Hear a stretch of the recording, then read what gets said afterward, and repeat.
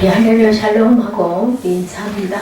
할렐루야 샬롬 샬롬 샬롬 샬롬 샬롬 샬롬. 하나님 사랑합니다. 여러분 주 안에서 사랑합니다. 잔치자리 오늘 누가복음 14장 말씀 우리 함께 합독했습니다. 1절에서 24절까지 있는 말씀이죠. 이게 끝까지 읽질 않으면 중간중간 주석본에 잘 연결이 안 돼서 35절까지 계속해서 교독해서 읽었습니다. 한번 쭉 둘러보도록 하죠. 오늘 본문의 중심은 15절에서 24절까지 말씀입니다. 14장은 두 가지로 구분할 수가 있습니다. 전반부의 부대는 안식일날 바리새인들의 식탁에서 베푸신 말씀으로 천국 시민의 자격에 대한 내용. 두 번째는 예수님을 따르는 제자들이 그리스도 사역의 본질을 깨닫지 못하자 제자의 길에 대해서 말씀하신 교훈입니다. 잔치자리 식탁에서 베푸신 말씀, 천국 시민의 자격. 두 번째로는 제자들에게 주시는 말씀이죠. 거짓된 무리들 1절에서 6절에 책망하죠. 예수께서는 각성과 각촌에 두루 다니시면서 하나님의 말씀을 전하십니다. 안식일날 바리새인 중 한 사람이 예수님을 자신의 집으로 초청을 했어요.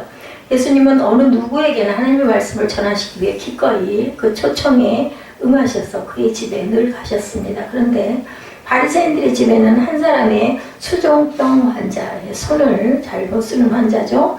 바리새인들은 예수님께서 안식일날 이 수종병자를 고치실 것을 시험해 보고자 일부러 그렇게 한 거죠. 이는 그들이 처음부터 예수님을 시험하기 위한 거짓 영접을 했음을 나타내고 있습니다. 하나님의 말씀과 율법 앞에서 진솔하게 정직하며 거짓을 버리는 것이 그리스도인의 자녀가 해야 할 고하다. 14장 1절에서 6절까지 예수께서 한 바리새인 지도자의 집에 떡 잡수시러 들어가시니 그들이 엿보고 있더라. 그의 앞에 수종병 든 한 사람이 있는지라. 예수께서 대답하여 율법 교사들과 바리새인들에게 이르시되 안식일에 병 고쳐주는 것이 합당하냐 아니하냐. 그들이 잠잠하거늘 예수께서 그 사람을 데려다 고쳐 보내시고 또 너희 그들에게 이르시되 너희 중에 누가 그 아들이나 소가 우물에 빠졌으면 안식일이라도 곧 끌어내지 않겠느냐 하시니 그들이 이에 대하여 대답하지 못하더라.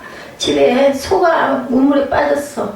안식일날 그거 안 끌어내고 죽게 내버려 두겠느냐라고 이렇게 그것을 비유로 들어서 말씀하시죠. 함께 식사하기를 청합니다. 누가복음 7장 36절에도 나타나 있습니다. 한 바리새인이 예수께 자기와 함께 잡수시기를 청한 이에 바리새인의 집에 들어가 앉으셨을 때 어디에나 가셨어요. 항상 고소의 틈을 얻기 위해서 다니엘 6장 4절에도 이에 총리들과 고관들이 국사에 대하여 다니엘을 고발할 근거를 찾고 하였으나 아무 근거 아무 허물도 찾지 못하였으니 이는 그가 충성되어 아무 그릇됨도 없고 아무 허물도 없었다. 사람이 그릇됨이나 허물이 없는 사람이 없죠. 다니엘은 찾아낼 수가 없었다라고 얘기합니다. 두 번째 수종병자를 치유하시죠. 그들의 의도를 살피고 있는 걸 아시면서도 치유하셨습니다. 바리새인이 예수님을 초청하여 그의 집에 영접했을 때 예수님 이미 그들의 그 괴계를 알고 계셨겠죠. 그들은 그 수종병 든 자를 사람을 그 예시로 세워서 예수님이 그 병을 고치면 안식일을 범한 죄로 예수님을 죽이려는 음모를 꾸민 거예요. 그들의 음모에도 아랑곳하지 않으신 예수님은 그 병자를 고치시고 너희 소나 그 짐승이 우물에 빠졌을 때 안식일인데 그거 안 건져낼래? 이렇게 아까 5절 6절에 말씀하시죠. 선을 행하는 것에 대해서 마태복음 12장 13절에 사람이 양보다 얼마나 더 귀하냐. 그러므로 안식일에 선을 행하는 것이 옳다라고 증거하십니다. 이에 그 사람에게 이르시되 손을 내밀라 하시니 그가 내밀매 다른 손과 같이 회복되어 성하더라. 마태복음에도 이 사건이 나타나죠. 한마디도 대답을 하지 못합니다. 22장 46절에 마태복음 한마디도 능히 대답하는 자가 없고 그날부터 감히 그에게 묻는 자도 없더라. 예수님께서는 정확하게 그들의 마음속을 꿰뚫어 보신 거예요. 하나님이신데 모르시겠어요? 그래서 자기를 낮추라는 얘기가 7절에서 11절까지 나타나 있습니다. 10절에 보니까 청함을 받았을 때 차라리 가서 어디 앉으라? 끝자리에 앉으라. 그러면 너를 청한 자가 와서 너더러 보시어 올라 앉으라 하리니 그때 함께 앉아 모든 사람 앞에 영광이 있으리라. 그죠? 떡하니 좋은 자리에 앉았는데 당신 저 아래로 가세요. 얼마나 무한해요. 그걸 이미 아신 거죠. 그 사람의 마음을 파악하시고 그렇게 했다 너 시험 드니까 그러지 말고 처음에 가서 말석에 앉아서 차라리 이 위로 올라앉으세요 했을 때 얼마나 그것이 보기에 좋으냐라는 얘기죠. 청함을 받은 자들이 상자 택함을 보시고 예수님은 그들에게 비유로 말씀합니다. 상자는 그 좌중에서 가장 훌륭한 사람이 앉는 자리죠. 사람들이 서로 상자에 앉으려고 애쓰는 것은 자신의 능력을 인정해달라는 것과 같다. 그러나 예수님은 자기 자신을 포기하고 말석에 앉을 것을 권하시죠. 자신을 낮추는 사람들 중에서 가장 최고의 모범을 보여주신 분은 바로 예수 그리스도시죠. 예수님 자신이 하나님 되심을 부인하시고 자신을 가장 낮은 자리에 우리가 너무 잘 알죠. 말구유에 태어나시고 그리고 하나님이심에도 불구하고 인간의 모습으로 그리고 가장 가난한 자로 그렇게 가장 천한 자로 낮춰서 세상에 나오셨습니다. 그랬을 때 하나님께서 높여주신 것을 우리가 봅니다. 자기를 낮추는 자로 높아진다고 누가복음 18장 14절에도 내가 너에게 이르노니 이에 저를 바리새인들이 아니고 이 사람이 의롭다 하심을 받은 그의 집으로 내려갔느니라. 무릇 자기를 높이는 자는 낮아지고 자기를 낮추는 자는 높아지리라 하시니라. 겸손을 성도의 행동의 규범에 대해서 로마서 12장 16절에도 증거합니다. 서로 마음을 같이하며 높은 데 마음을 두지 말고 도리어 낮은 데 처하며 스스로 지혜는 찾지 말라. 맞죠? 뭐 설명하지 않아도 너무 잘 아시는 합당한 말씀입니다. 천국 잔치에 대해서 12절에서 14절까지 증거합니다. 가난한 자들을 청하라고 그러죠. 또 자기를 청한 자에게 이르시되 내가 점심이나 저녁이나 베풀거든 벗이나 형제나 친척이나 부한 이웃을 청하지 말라. 두렵건대 그 사람들이 너를 도로 청하여 내게 갚음이 될까 하느라. 이건 무슨 말씀이냐면은 정말 뭔가를 거꾸로 받으려고 하는 그런 마음을 가지고 누군가에게 뭔가를 하지 말라는 거예요. 잔치를 베풀거든 차라리 가난한 자들과 몸 불편한 자들과 저는 자들과 맹인들을 청하라. 그 시대에는 이런 사람들은 사람으로 취급도 안 했죠. 아주 천하게 취급했습니다. 그리하면 그들이 갚을 것이 없으므로 내게 복이 되리니 이는 의인들이 부활 시에 내가 갚음을 받겠습니다. 그러니까 땅에서 우리가 보상을 받으면 하늘에서 보상받을 게 없다라는 거예요. 그렇기 때문에 차라리 그런 걸 할 줄 모르는 사람들, 그러니까 아무런 것을 바라지 말고 누구를 도우라는 얘기입니다. 은밀한 보상에 대해서 말씀하시죠. 예수님은 대접받고 받고자 하는 대로 남에게 대접하라고 말씀을 합니다. 예수께서는 부한 자보다 가난한 자를 대접할 것을 말씀하는데 세상 사람들 어떤 목적을 위해서 남에게 호의를 베풀어요. 누군가 권력이 있고 내게 영향력이 있고 내게서 뭔가 나중에 내가 도움을 받을 수 있을 만한 사람에게 뭔가를 투자를 하는데 그랬다가는 하늘에서 전혀 상급이 없다라는 말씀입니다. 분기도 없는 레위인과 객과 고아와 과부들에 대해서 신명기 14장 29절에 너희 중에 분깃이나 기업이 없는 레위인과 내 성중에 거류하는 객과 고아와 과부들이 와서 먹고 배부르게 하라. 그리하면 하나님 여호와께서 내 손으로 하는 범사에 내게 복을 주시리라. 이렇게 어렵고 뭔가 갚을 수 없는 사람에게 했을 때는 하늘에서 그것을 알고 계시기 때문에 복을 줄 것이라는 말씀이죠. 병든 거지죠. 누가복음 16장 20절에 그런데 나사로라 이름만 한 거지가 헌데 투성이로 그의 대문 앞에 버려졌습니다. 그의 부자와 나사로의 이야기죠. 이런 자를 하나님께서는 나중에 축복하신 내용을 우리가 너무나 잘 압니다. 배설된 큰 잔치에 대해서 15절에서 24절에 쭉 나타납니다. 함께 먹는 사람 중에 하나가 이 말을 듣고 이르되 무릇 하나님의 나라에서 먹는 자는 복되도다 하니 이르시되 어떤 사람이 큰 잔치를 베풀고 많은 사람을 청하였더니 잔치할 시각에 그 청하였던 자들에게 종을 보내어 이르되 오소서 모든 것이 준비되어 있네 다음에 다 일치하게 사양하여 한 사람은 이르되 뭐 쭉 나옵니다. 밭을 샀다. 또 한 사람은 나는 소 5끼리를 샀다. 또 한 사람은 나는 장가 들었다. 종이 돌아와 주인에게 그대로 고합니다. 그러니 어떻게 잔치자리는 잔뜩 벌려놨는데 올 사람들이 하나도 안 와요. 그 시대에 이스라엘은 누군가를 청할 때는 먼저 청해서 오실 건지 안 오실 건지 요즘에 저희 그 지방에도 보면은 참석하실 분 하고 연락이 옵니다. 왜냐하면 자리 배석 때문에 이것이 성경에 나타나 있습니다. 이스라엘의 그때에는 이렇게 했어요. 그래서 오겠다라고 하면 그걸 준비를 했고 두 번째 또 가가지고 이제 오십시오 했는데 지금 얘기가 다들 이러이러해서 못 가겠다 이러이러해서 못 가겠다 이 얘기를 하는 거예요. 그래서 아직도 자리가 비어 있다고 하니까 근데 예수님이 처음에 말씀하셨죠. 그렇게 어려운 자들을 청해서 먹여라라고 얘기를 했습니다. 주인이 종에게 이르되 23절에 길과 산세리가로 나와서 사람을 강권하여 데려다 내 집을 채우라. 내가 너에게 말하노니 전에 청하였던 사람들은 하나도 내 잔치 자리를 맛보지 못하리라 하시니라. 하나님의 말씀이에요.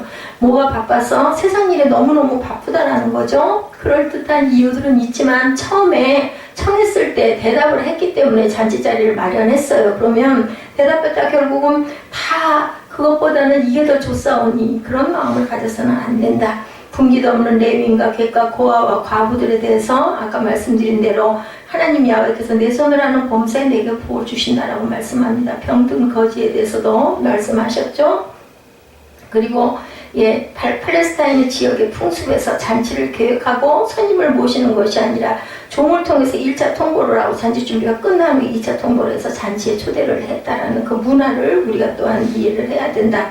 혼인잔치 누가복음 14장 8절에도 내가 누구에게나 혼인잔치에 청함을 받았을 때 높은 자리에 앉지 말라. 그렇지 않으면 너보다 더 높은 사람이 청함을 받을 때 네가 밀려나리라는 말씀을 합니다. 초청에 응한 사람들 17절에 23절을 보면 첫 번째 초청에 응하였던 사람들은 잔치 준비가 끝난 후 2차 초청에 모두 약속이 난 듯 거절한 사건이 18절부터 나타나죠. 일치하게 사용하여 한 사람은 이르되 나는 밭을 샀음에 아무래도 나가봐야 되기 때문에 청컨대 나를 양해하도록 하라 하고, 초청을 받았던 자들의 거부는 단순한 약속 위반이 아니라 중대한 인격 모독이기에 주인은 화가 난 거예요. 내가 이렇게 처음에 이렇게 다 물어봐서 이렇게 했는데도 모두 다 안 온다고 하니까 주인은 종들에게 시내의 거리와 골목으로 가 사람을 데려오라. 잔치 자리가 아직도 비자 주인은 길과 산으로 가서 강권하여 사람을 데려다가 집을 채우라고 명령을 합니다. 이처럼 참여할 자격이 없는 자들이 잔치에 참여하는 영광을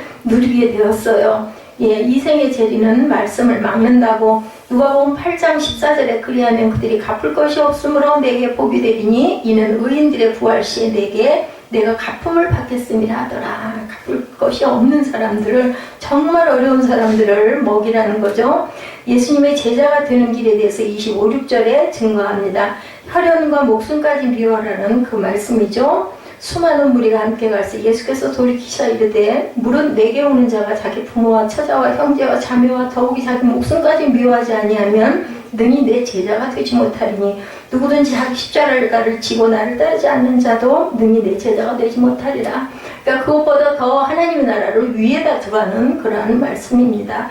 예수님 자신이 우리 죄인들을 위해서 생명을 포기하셨어요. 그죠? 예수님이 먼저 육신의 혈연으로 인한 복음을 전파하는 사역이나 하나님의 일에 방해가 되어서는 안 된다. 사소한 것 때문에 가장 중요한 것을 절대 놓치지 말아라. 무엇보다 가장 중요한 거는 하나님의 나라라는 거죠. 근데 누구나 다 이렇지는 않습니다. 하나님께서 특별히 그저 컬링해서 부른 사람들, 이럴 경우에 부름을 받았을 때는 형제나 자매나 부모나 처자까지도 자기 아내까지도 다 버리고 나를 따라야 된다라는 말씀을 하고 있습니다.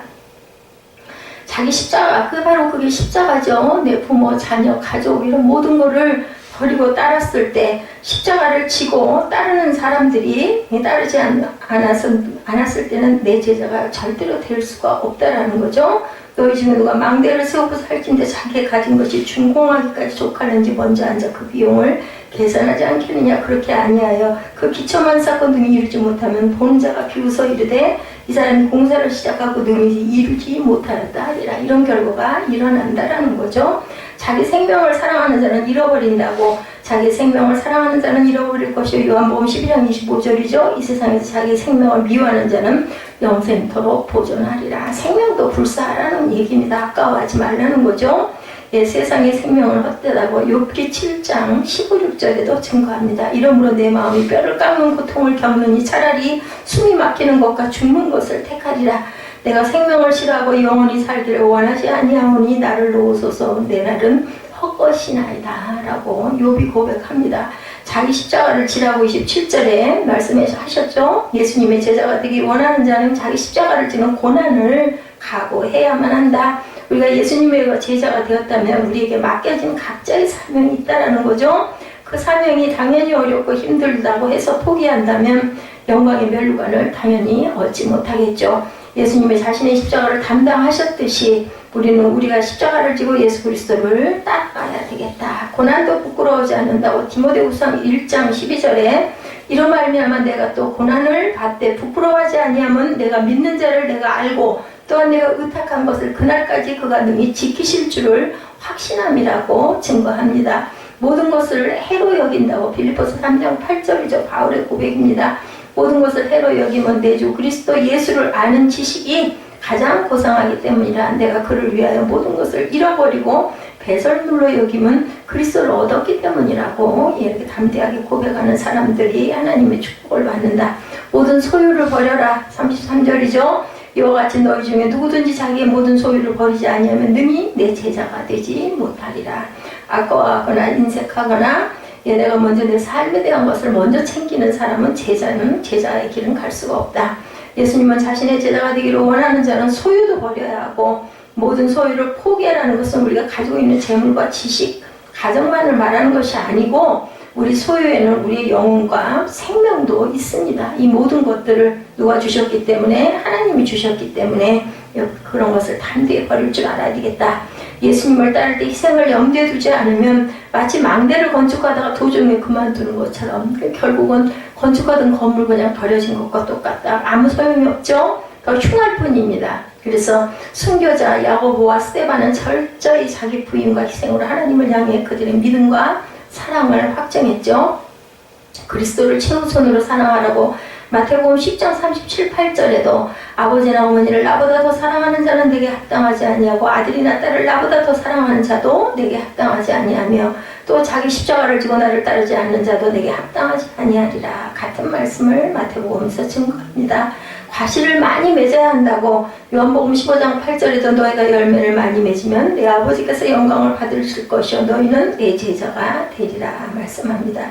우리는 누가복음 14장을 통해서 우리가 깨달아야 할 것은 예수 그리스도를 따른 제자들의 길이 제자도의 길이 무엇인지를 깨달아 알아야 되겠다. 많은 사람들이 고난과 희생을 피하려고 하죠. 우리 성도들은 주님께서 걸어가신 고난과 희생의 길을 자청해서 주님의 의를 드러내는 성도들이 되어야 되겠다. 쉽지 않은 길입니다. 그렇지만 하나님께서 우리를 콜링하시고 우리에게 미션을 주셨을 때는 그것을 깨달아 알고 순종했을 때 하늘의 복이 임한다라는 것을 우리가 알아야 되겠다.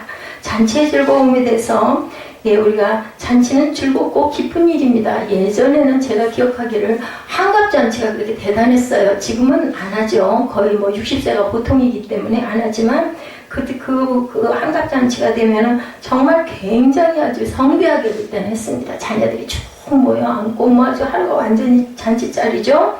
자, 이게 그 한국의 변천사를 보면 어릴 때 마을에서 잔치가 벌어지면 정말 즐거웠어요. 왜냐하면 먹을 게 없을 때 잔치를 하면 무슨 냄새? 기름 냄새가 번지게 되고 온 마을에 있는 그 엄마들이죠. 여인들이 다 동원이 돼가지고 그 집에 다 몰려가가지고 전 부치고 지금도 기억이 나요. 소뚜껑에다가 그렇게 넓적하게 전을 그 녹두전 같은 걸 만들면 그 집에 이제 애기들은 아주 진짜 잔칫날 목에 때를 날이죠. 쫓아가가지고 그거 얻어먹고 앉았고 또한 엄마들이 싸다 주면 너무 좋아서 누구네 집에서 잔치 열린다면 날짜를 꼽았던 그런 그 풍속이 있었습니다. 기억이 납니다. 저도 오늘 본문도 잔치 이야기예요. 본문이 말하는 잔치는 어떤 잔치였을까? 내일의 잔치를 우리가 항상 기대해야 되는데 말씀 속에서 14장 1절 이하에 예수께서 어느 안식일에 바리새인 가운데 한 지도급 인물의 초청을 받아가셔서 그 집에서 식사를 하셨고 식사하시면서 몇 가지 교훈의 말씀을 하신 것으로 기록되어 있습니다. 그러니까 이 시대에 예수님이 초대를 받아가면은 이렇게 여러 가지 교훈의 말씀을 했고 사람들은 쭉 그거를 듣고 아마 그 구경꾼들도 있었을 것 같아요. 예루살렘으로 가시던 예수님은 안식일입니다. 어느 동네 회당에서 안식일을 지키셨어요. 그리고 회당 예배가 끝나자 당시의 관습대로 한 지도자의 집에서 그게 뭐예요? 식사 대접하잖아요. 똑같아요. 교회에서 어느 목사님 초빙해가지고 말씀 듣고 예배 드리고 가정에서도 그러죠. 그렇게 하고 나면 아주 성대하게 상을 차려가지고 식사를 대접을 했던 그런 일들이 지금은 참 우리는 그런 부분에서 거의 배제가 되어 있지만 어쨌든 지금도 그렇게 해서 초대해가지고 그건 너무 영광스럽게 생각을 하죠.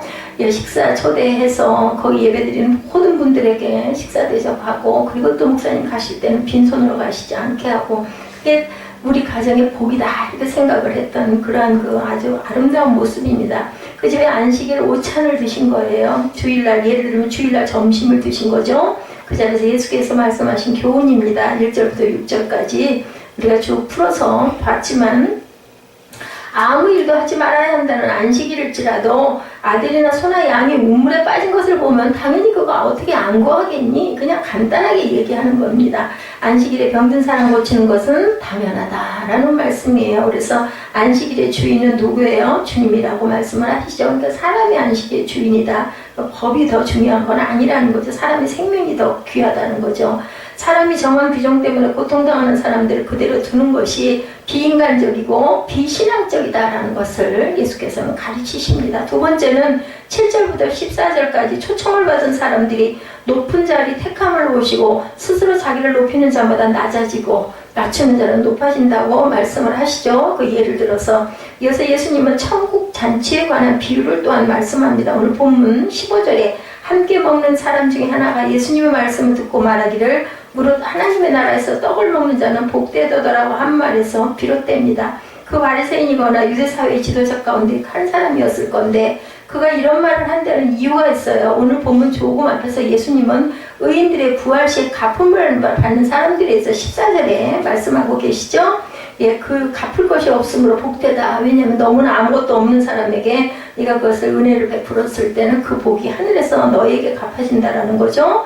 가난하고 병들고 장애를 입어서 이 땅에서 갚을 수 없는 사람을 섬기는 그런 사람들이 하나님께서 축복을 하신다. 부활의 날에 갚아주실 것이라고 말씀합니다. 이 말씀을 듣는 한 사람이 예수님의 막장구를 치듯이 말한 것이 무릇 하나님의 나라에서 떡을 먹는 자는 복되도다 이렇게 얘기를 합니다. 그런데 지금 예수께서 이 말을 한 사람에게서 중요한 것은 의인들이 부활하는 시점과 자신들이 하나님 나라에서 떡을 먹게 될 시점에 있다는 것을 우리가 알아야 되겠다.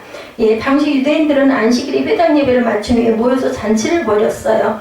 그들은 지금의 안식일 오찬처럼 천국에 임하면 그때도 잔치가 벌어질 것인데 그 잔치는 세상 최대의 잔치가 될 것이라고 믿었고, 그리고 유대인들은 나는 당연히 그 잔치에, 천국의 잔치에 난 당연히 참여할 수 있어 라고 생각하고 있었다는 거죠. 15절에 무릇 하나님의 나라에서 떡을 먹는 자는 복되도다라고 말한 것은 유대인의 우월감에서 나온 말이었는데, 예, 바로 이것이 그 사람의 오해였다. 하나님의 나라, 천국은 먼 미래의 일이라는 것. 따라서 지금은 하나님 나라의 떡을 먹을 수 없다는 생각을 하고 있었는데 그것은 잘못된 것이다. 만약 이 사람이 예수님의 교훈을 제대로 이해하고 있다면 천국은 먼 미래가 아니라 현재 떡을 먹는 이 시점이라는 것을 잊지 말아야 되겠다. 그래서 우리가 뭐라 그래요? 우리가 천국을 이루는 것이 꼭 하늘나라에 가서만 이루는 게 아니라 하나님의 은혜를 받으면 땅에서 천국을 이루고 살아야 된다는 거죠.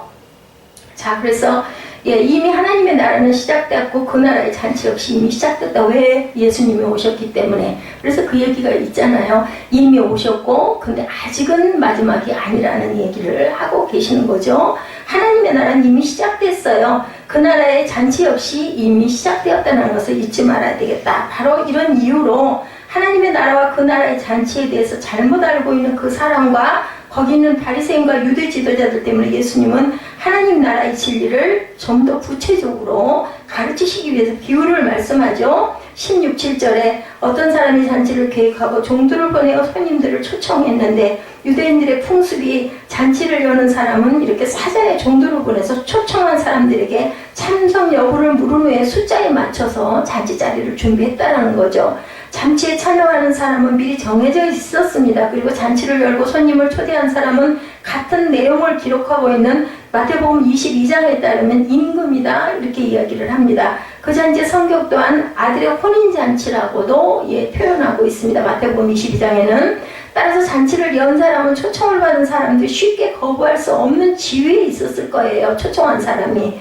또 그렇게 권세 높은 이의 잔치에 초대를 받았으니 초대받은 사람들 역시 권력자나 부자 등 지방의 유지들이었을 거라는 거죠. 현실적으로. 그리고 그 사람들은 잔치 전에 이미 잔치에 가겠습니다 라고 약속을 한 사람들이고 또 잔치 당일에 다시 종들이 와서 모시고 가는 풍습이 있었다는 거예요. 그 시대에는. 이미 초청을 수락한 사람들에게 당일에 가서 지금 오십시오라고 마지막 초청을 하는 것이 당시의 관례였었어요. 예, 잠언 9장 1절과 6절에도 나타나 있습니다. 따라서 잔치로의 초청은 최소한 2번 이상 있었다. 그런데 바로 그 두 번째 초청에 대해서 전부 다 일치하게 사양을 했다라고 본문에 나타나 있어요. 이미 초청을 수락했음에도 불구하고 당시 사회에서는 불가피한 사유가 아닌데도 잔치에 참석하지 않는 것은 하나의 큰 결례였었어요. 뭐 지금은 그렇지 않습니까? 약속을 했는데 초청을 하겠다라고 제가 좌석을 채우겠습니다 했는데 안 가는 건 결례죠. 유대인들과 비슷한 풍습을 가지고 있던 아랍인들의 경우도 두 번째 초청을 거부하는 것은 선전포고 전쟁이나 무력으로 벌을 주어도 되는 일로까지 여겨질 정도로 아주 약속이 중요했다라는 거예요. 그런데 잔치에 초청했고 본인들이 참석하겠다고 답을 해놓고 정작 당일에 오지 않았다는 것이 이 비유에 등장하는 인물들의 문제를 지적하는 것인데, 거절한 그들의 입장에서는 다들 나름의 당연히 이유가 있죠. 이유 없는 어떤 문제는 없습니다. 첫 번째 사람은 나는 밭을 샀음에 아무래도 나가보아야 하겠으니 첫 번째 날을 양해하도록 하라. 18절에 말하죠. 새로 산 밭을 정리하고 거기에 씨를 뿌리고 김을 메고 가꾸고 거두는 등등에 바빠서 참석을 할 수가 없다. 다른 말로 말하면 일 때문에 벌어먹고 살려니까 사업상 바빠서 이해해달라, 이런 뜻이에요. 예, 이 첫 번째 경우 잔치를 베풀고 사람들을 초청한 사람 입장에서 보지 말고 청함을 받은 자의 입장에서, 우리 입장에서 바라봤을 때, 예, 우리가 한번 봤을 때 뭐예요? 전답이나 부동산이 있는 사람이든 없는 사람이든 새롭게 전답을 구입하면 그것이 얼마나 즐겁고 자랑스러울까, 그렇겠죠? 그리고 만약에 아직 계약을 마무리 짓지 못했고 등기 이전이 마무리되지 못했다면 그런 사람 가운데 남의 잔치에 참여하는 것은 쉬운 일이 아니에요. 그 일 먼저 해야 되겠죠, 그죠? 혹시 자신의 그 매입한 부동산에 문제가 생겼는지 없는지 알아보려고 마음이 분주할 거예요. 그러니 그 잔치 가고 싶겠어요? 가고 싶지가 않다라는 겁니다. 따라서 몸과 마음도 바쁜데 남의 잔치에 가서 식사 함께 하고 오는 문제는 그렇게 당연히 중요하지가 않다.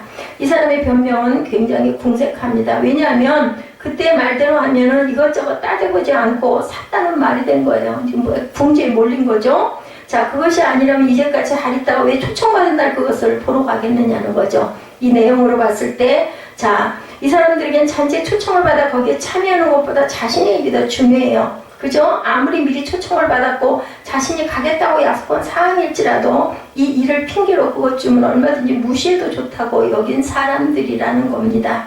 예, 나아가서 이 사람은 사람끼리의 관계뿐만이 아니라 하나님과의 관계, 영혼의 문제, 영적인 문제보다 현실적인 문제, 물질적인 문제를 더 우선으로 여긴 사람이다. 이런 그 해석이 되어진다. 두 번째 사람도 마찬가지입니다. 소 5겨리를 샀음에 시험하러 가니 청컨대 나를 양해하도록 하라고 말하죠. 19절에 소 10마리를 사고 그것들을 시험하러 가기 때문에 잔치에 참여할 수 없다. 이 경우 역시도 소 5겨리를 산 사람 입장에서 생각해보면 내 소가 중요하죠. 남의 잔치 중요하지 않습니다. 내 소 이 일 중요해서 난 못 가겠다. 내가 산 소가 건강한 소인지 문제가 있는지 없는지 알아보려고 그것을 시험하여 보는 일이 당연히 중요하죠. 이렇게 현실적이고 중요한 문제를 제쳐두고 남의 잔치에 가서 밥 한 끼 먹자고 앉아서 내가 편하겠느냐는 거죠. 초청한 사람과의 관계도 중요하지만 내 일이 먼저 정리된 다음에 그 일은 뒤차로 하겠다. 별로 중요하지 않다라는 겁니다. 자신의 일은 산더미처럼 널려있는데 남의 잔치에 가서 있는 사람들이 뭐가 마음이 편하겠어요. 우리가 생각할 때 뭐 그게 맞아? 이렇게 대답하겠죠? 자, 이렇게 본다면 전후 사정에 대한 가만도 없이 자기 잔치에 오지 않았다고 노발대발하는 주인을 지지하기가 쉽지가 않습니다. 어떻게 먹고 살기 위하여 소 5겨리를 사고 그것을 시험하러 가느라 남의 잔치에 가지 못한 사람을 잘못이라고 할 수가 없어요. 그러나 이 변명 역시 밭을 산 사람과 똑같다. 소를 살 때는 그 소가 일을 하기에 적절한 소인지 아닌지 먼저 아주 심사숙고를 하고 사야 됐다라는 거죠. 자, 혹 불가피하게 그런 일을 살피지 못하고 소를 샀다고 해도 그 소를 시험하는 날을 약속한 잔칫날로 잡는 것은 잘못된 거라는 겁니다. 또 이미 샀다면 그 소를 시험하는 것은 그렇게 급한 일이 아니었을 것이다. 또 소에게 장애가 있거나 병이 있으면 금방 드러났겠죠. 그리고 당시 일반인이 가진 평균 농지를 생각해보면 많아야 소 2결이, 즉 4마리면 농사짓기에 충분한데 이 사람이 소 5결이를 샀다는 것은 꽤나 여유가 있는 부자라는 뜻이고, 그런 점에서 소를 시험하는 것은 자신이 직접 하지 않고 종들을 시킬 수도 있는 건데, 만약 그렇게 여유 없는 사람이 소 5결이를 운운했다면 속이거나 과장이 되었다라는 뜻이니까 정직하지 못했다라는 겁니다. 따라서 이 사람이 소를 10마리씩이나 사면서 미리 살피지 않았다는 것은 말도 안 되고, 초대받은 날 검사로 간다는 것도 핑계에 지나지 않는다. 이 사람은 어리석은 변명을 하죠. 나아가서 이 사람 역시 사람과의 관계, 그죠? 약속과 신의 등이 중요하지 않은 사람이고, 무엇보다도 하나님과의 관계, 영적인 문제를 중요하지 않게 여기는 사람이다. 이 성경 14장에 드러나는 이 내용들이 사실은 우리가 생각할 때 우리 그 찬양도 많이 하잖아요. 근데 그 찬양할 때 어떻게 느껴져요? 잔치자리에 갈 수 없다는 하나님이 베푼 잔치 뭐예요? 예배에 나는 이런 세상의 일들 때문에 바빠가지고 못 가겠어, 이런 얘기예요. 우리가 찬양할 때는 느꼈죠. 근데 여기서 이렇게 조목조목 들어서 그 부분을 이렇게 파헤쳐서 보니 역시 그런 사람들이라는 겁니다. 세 번째, 나는 장가 들었으니. 그 시대의 이스라엘 그 역사에는요, 장가를 들면은 그 군대 가는 거 1년 동안을 면해줬다고 그래요. 군대 가지 말고 결혼했으니까, 그죠? 예, 그 가정도 돌봐야 되고, 아이도 가져야 되고, 신혼여행 여행도 가야 되고, 시댁식구나 처가에도 가야 되고, 이런 일들이 당연히 있기 때문에, 예, 축하를 준 어른들이나 지인에게 감사의 표시도 해야 되기 때문에 당연히 1년 동안을 나라에서 그걸 빼줬다고 해요. 그런 사람들에게. 이 사람 역시 이미 초청을 수락한 사람이에요. 그렇다면 그 계획이 없었겠냐는 거죠. 미리 당연히 다 있었을 건데 1차, 2차로 이렇게 그 약속을 하고 사람을 데리러 오기 때문에 이 사람은 개인적인 사유로 약속을 깨고 초청한 사람을 무시했다라는 결론이다. 나아가서 이 사람 역시 사람끼리의 관계뿐 아니라 하나님과의 관계, 영혼의 문제, 영적인 문제보다 현실적인 문제, 물질적인 문제를 더 우선으로 여겼던 사람이다. 이 세 사람 모두 전에는 참석하겠다고 약속했고 그들에게 맞추어 잔치가 준비되었는데 막상 당일이 되자 참석하지 못하겠다고 그랬어요. 그런데 예수님의 비유는 이것으로 끝나지 않죠. 계속 강권적으로 참석할 사람들을 데려오죠. 잔치를 열고 사람들을 초청을 했으나 초청받는 사람들이 잔치에 오는 것을 거절하자 주인은 화를 냅니다. 빨리 시내의 거리와 골목으로 나가 가난한 자들과 몸 불편한 자들과 맹인과 저는 자들을 데려오라. 21절에 말씀하죠. 가난한 자들과 몸 불편한 자들과 맹인들과 저는 자들은 인간적으로는 멸시를 당합니다. 경제적으로도 정말 능력이 없는 비천한 그런 사람들 뜻하죠. 다시 말해서 돈이 없어서 전답이나 부동산을 살 수도 없고 전답이 없기 때문에 소를 사지도 못하고 가난하거나 질병이나 장애가 있어서 장가갈 형편도 못 되고 무엇보다도 신분이나 자격조건이 안 돼서 왕이나 지방유지의 초청을 절대로 받을 수 없는 불가능한 사람들이다. 이들은 모두 보잘것없는 사람들이고 세상에서 소외되고 알아주지 않고 그야말로 초청의 대상이 안 되는 사람들, 그런 사람을 데려오라고 말씀을 합니다. 여기서 데려온다는 말은 가지고 온다는 뜻인데 마치 물건처럼 가져오라는 의미, 물리적이고 강제적인 힘을 동원해서 데려오라는 의미가 그 속에 들어있죠. 강권적으로 표현되어 있죠. 14장에.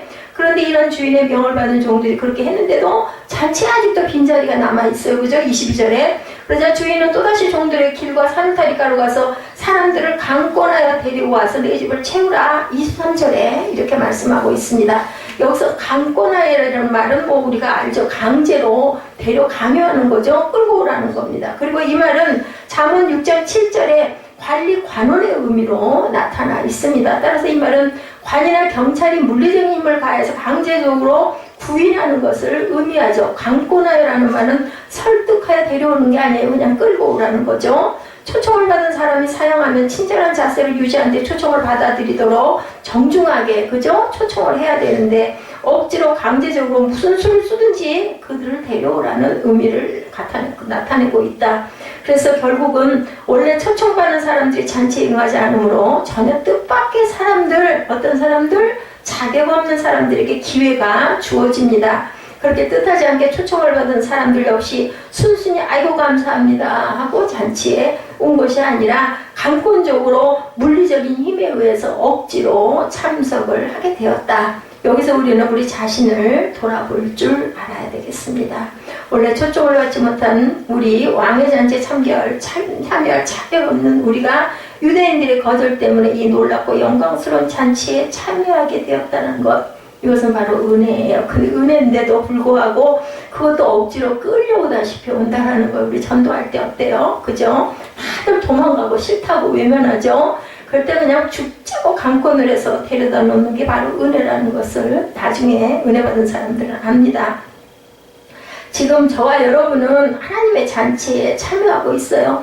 다들 일이 바빠서 나는 피곤해서 아이고 늦은 시간이라 난 공부해야 되기 때문에 다 그렇죠. 똑같습니다. 유대인들이 수백 년 동안 그렇게 꿈꾸었으나 이루지 못한 꿈을 우리는 꾸지도 않고 이루어 지금 이 자리에 있다라는 거예요. 그죠? 뭐 자다가 어른 말을 들으면 떡도 얻어먹는다고 하는 것과 똑같습니다. 따라서 신앙생활은 잔치하는 삶입니다. 우리 매일이 살아계신 주님과 더불어 잔치 즐거움을 누리는 것이 신앙생활이라는 것을 잊지 말아야 되겠는데, 보통 모든 사람들은 아이고 뭐 예배를 맨날 뭐하러 드리고 좀 쉬어야지 내일 또 출근도 잘 할 수 있지, 이런 핑계 저런 핑계가 다 당연히 이유가 있는 거죠.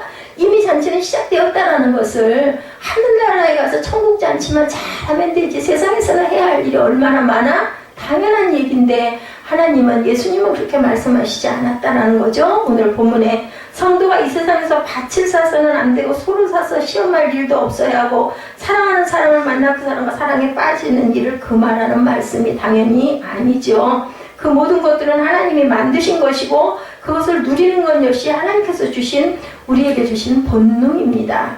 그걸 어떻게 버리거나 부인할 수가 없어요. 부동산을 사서 재산을 늘리든 소를 사서 사업을 확장하든 아내나 남편 혹은 자녀들이 주는 행복에 빠지든 다 좋은 일인데, 다만 강조하는 것은 그것을 뛰어넘어 하나님과 그 나라에 우선을 두는 삶을 살라는 말씀을 하는 거죠. 오늘 첫 번째 교훈이죠. 다시 말씀드리면 아내와 자녀들을 사랑하는 것이 문제가 아니고, 밭이나 부동산을 사는 것이 나쁜 게 아니고, 사업을 확장하는 것이 나만 아니라 다른 사람에게도 유익한 일일 수도 있습니다. 그리고 내가 그 사업장을 돌보지 않으면 거기서 일하는 사람들이 손해를 볼 수 있는데 어떻게 내 마음대로 행동하느냐, 옳은 말이죠. 지당합니다. 사업이 어느 정도 안정이 되고 내가 자신이 없어도 굴러갈 만큼 되면 하늘나라에 참여하겠다, 이게 세상 사람들이 얘기해요. 그죠? 근데 오늘 본문의 세 사람 핑계 속에 숨어있던 진심, 우리가 지금 적나라하게 파헤쳐서 봤죠. 그것은 밭과 소와 가정은 나의 것이고 하늘나라의 잔치는 나의 것이 아니라는 생각이에요. 그 잔치에 내가 꼭 안 가면 안 돼? 이 생각이라는 거죠. 하나님은 자신의 백성들이 하나님의 나라를 자신의 나라로, 그 나라의 일로 여길 것을 우선으로 바라보고 계신다. 그렇게 천국을 우선하고 천국 잔치를 사모하는 삶이 하나님 나라의 백성들의 모습이고, 하나님은 그렇게 사는 사람들의 가정과 사업에 축복하시겠다라고 말씀을 하시죠. 오늘 두 번째 교훈은, 이미 잔치는 벌어졌고 너희들은 이미 초청을 받았으면서도 이런저런 핑계를 대면서 오지 않았다라는 내용입니다. 그 결과 원래 너희를 위한 천국 잔치는 너희가 아닌 다른 사람들의 잔치가 될 것이다. 세상에서는 비천하게 여기고 별 볼 일 없는 사람들의 잔치가 되어버렸다는 거죠. 유대인들은 자신들에게 오셔서 함께 하시는 주님을 보지 못하고 이미 벌어진 천국 잔치를 보지 못하면서 내일을 이야기하고 미래를 이야기합니다. 주님은 그것이 얼마나 어리석은 일이고 불행한 일이냐라고 오늘 본문에서 말씀합니다. 제2차 세계대전이 끝난 후에 부상을 입은 채 고향으로 돌아온 베크만이라는 독일 병사가 있었어요.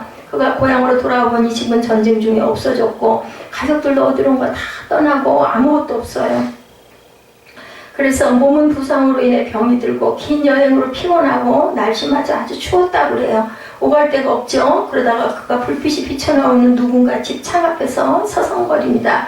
이것은 독일 극작가 볼프강 보르헤르트가 지은 문 밖에서라는 희곡의 한 장면입니다. 창문 너머 방 안이 얼마나 따뜻해 보였을까요? 그 가족들의 따뜻함, 그리고 식사, 행복이 그 문 안에 있었어요. 그러나 창밖은 외롭고 춥고 배고프고, 그죠? 쓸쓸하고 고통스러웠을 거예요. 이렇게 문안과 밖의 차이는 엄청나게 있습니다. 이 희곡은 문 밖에 서 있는 이의 슬픔을 그리고 있는데, 이러한 주인공의 모습이 바로 이미 초청을 받고도 잔치집 안으로 들어오지 않고 밖에서 서성거리는 유대인들의 모습이라는 거죠. 잔치는 이미 시작되었고, 신앙은 내일 천국에서 하늘 양식을 먹는 것이 아니고 오늘 여기서 하늘 양식 양식을 먹는 것이다. 이것을 중요하게 여기는 사람이 많지가 않지요. 그죠? 그래서 내일의 잔치, 미래의 일, 장체, 새하늘과 새 땅이 실현될 그때의 일이 아니라 오늘의 잔치는 여기에 있다는 것을 깨달아 알아야 된다. 잔치자리에서 즐겁고 보니 잔치집 밖에 있는 사람들, 잔치를 보지 못하는 사람들, 들어오지 않는 사람들이 너무너무 안쓰럽고 불쌍하게 우리가 마음에 그 감동이 와야 된다. 아직 잔치가 멀었다고 그러면서 잔치 초청에 응하지 않는 유대인들도 문제지만 이미 잔치자리에 와 있으면서 잔치를 누리지 못하는 성도들의 문제가 더 크다. 예, 정말 지금 천국 잔치집에 있는지 내가 그것을 느끼고 있고 누리고 있는지 우리 스스로에게 한번 돌아보고 깊이 묵상해 보시기 바랍니다. 저와 여러분의 인생이 주님과 더불어 잔치하는 것처럼 즐겁고 신이 난지, 그렇지 못하다면 저와 여러분 역시 유대인처럼 불행한 사람이다. 하나님의 천국을 누리지 못하는 거죠. 그래서 주님과 함께하는 삶, 천국의 삶, 잔치하는 삶을 누릴 줄 아는 저와 여러분들, 복된 저와 여러분 되시기를 주님의 이름으로 축복합니다. 누가복음 14장 안에 말씀 안에 있는 우리가 늘 읽고 있는 이 내용의 깊은 의미를 다시 한번 깊이 우리가 한번 그 돌아보는 시간을 가졌습니다.